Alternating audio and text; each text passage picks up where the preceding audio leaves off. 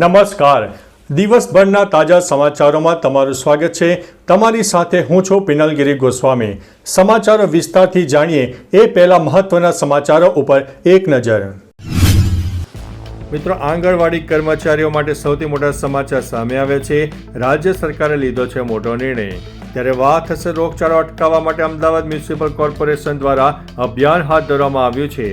આગળ વાત થશે લક્ષ્મી ડાયમંડ ગ્રુપ ઉપર આઈટીની મોટી રેડ જોવા મળી છે. સીસીટીવી સામે આવ્યા. જમ્મુ કાશ્મીરમાં પહાડ ઉપરથી બરફ ધસી પડ્યો હોવાના વિડીયો સામે આવ્યા છે.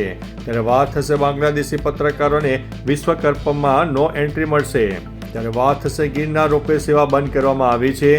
આગળ વાત થશે ડાંગમાં દીપડાના હુમલાથી મોટી દહેશત મચી જવા પામી છે. ત્યારે વાત થશે સુરતમાં લુમ્સના કારખાનામાં ભીષણ આગ લાગવાની ઘટના બની છે. આગળ વાત થશે મુલતાનીએ ડબલ બ્રોન્ઝ મેડલ જીતી લીધા છે અને મોટું ગૌરવનું બાબત પણ સામે આવ્યું છે. ત્યારે વાત થશે મુખ્યમંત્રી ભૂપેન્દ્રભાઈ પટેલનો મોટો નિર્ણય.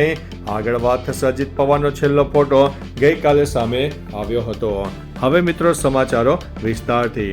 મહારાષ્ટ્રના શક્તિશાળી નેતા અજીત પવાર ગઈકાલે મુંબઈથી બારામતી માટે જાહેર સભામાં હાજરી આપવા માટે રવાના થયા, પરંતુ તે તેમની છેલ્લી ફ્લાઇટ બની. નાયબ મુખ્યમંત્રી અજીત પવારનો તેમના બોડીગાર્ડ સાથેનો અંતિમ ફોટો સામે આવ્યો. પાર્ટીના એક નેતાએ જણાવ્યું કે આ ફોટો વિમાન ઉડાન ભરે તે પહેલા લેવામાં આવ્યો હતો. અન્ય મહત્વના સમાચારની વાત કરીએ તો મુખ્યમંત્રી ભૂપેન્દ્રભાઈ પટેલનો મોટો નિર્ણય. રાજ્ય સરકારે અમદાવાદ મહેસાણા હાઈવેને આધુનિક અને વિસ્તૃત બનાવવાનો મહત્વનો નિર્ણય લીધો છે. મુખ્યમંત્રી ભૂપેન્દ્રભાઈ પટેલના નેતૃત્વ હેઠળ અડાલજથી પાલ વસણા સર્કલ સુધીનો માર્ગ 8 લેનમાં વિકસાવવામાં આવશે. પ્રવક્તા મંત્રી જીતુભાઈ વાઘાણીએ જણાવ્યું છે કે આ પ્રોજેક્ટ માટે અંદાજિત 2630 કરોડનો ખર્ચો થશે. માર્ગની બંને બાજુ 7 મીટર પહોળા સર્વિસ રોડ બનાવવામાં આવશે, જેથી સ્થાનિક વાહન વ્યવહાર સરળ રહે.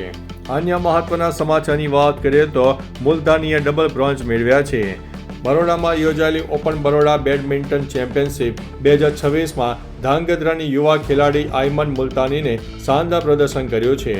આયમને સિંગલ્સ અને ડબલ્સ બંને ઇવેન્ટમાં બ્રોન્ઝ મેડલ જીતીને ધાંગધ્રા તાલુકાનું ગૌરવ વધાર્યું છે. આ પ્રતિષ્ઠિત સ્પર્ધામાં સમગ્ર ભારતમાંથી ગર્લ્સ અને બોય કેટેગરીના પ્રતિભાશાળી ખેલાડીઓએ ભાગ લીધો હતો. આયમન ઝાલાવાડ મુલતાની જમાતના સેક્રેટરી જનાબ ઇલિયાસભાઈ વાકાણીની દીકરી છે. અન્ય મહત્વના સમાચારની વાત કરીએ તો સુરતમાં લુમ્સના કારખાનામાં ભીષણ આગની ઘટના. સુરત પાંડેસરા ઔદ્યોગિક વિસ્તારમાં વહેલી સવારે એક લુમ્સ કારખાનામાં ભયાનક આગ લાગી હતી.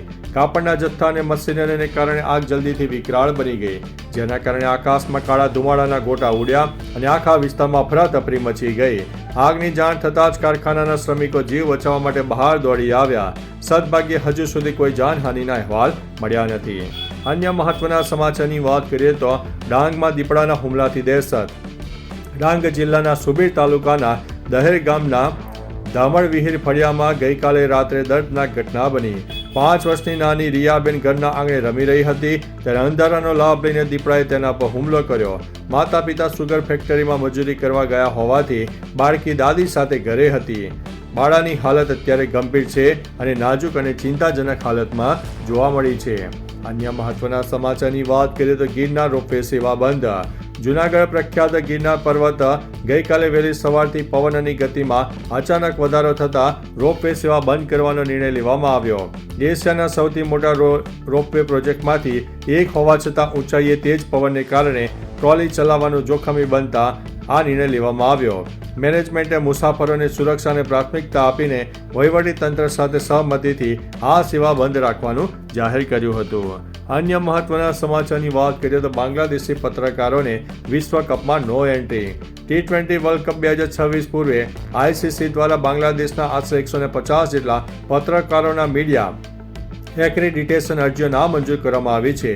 અગાઉ મંજૂર થયેલી અરજીઓ પણ અચાનક રદ કરી દેવાતા મીડિયા જગતમાં આશ્ચર્ય ફેલાયું.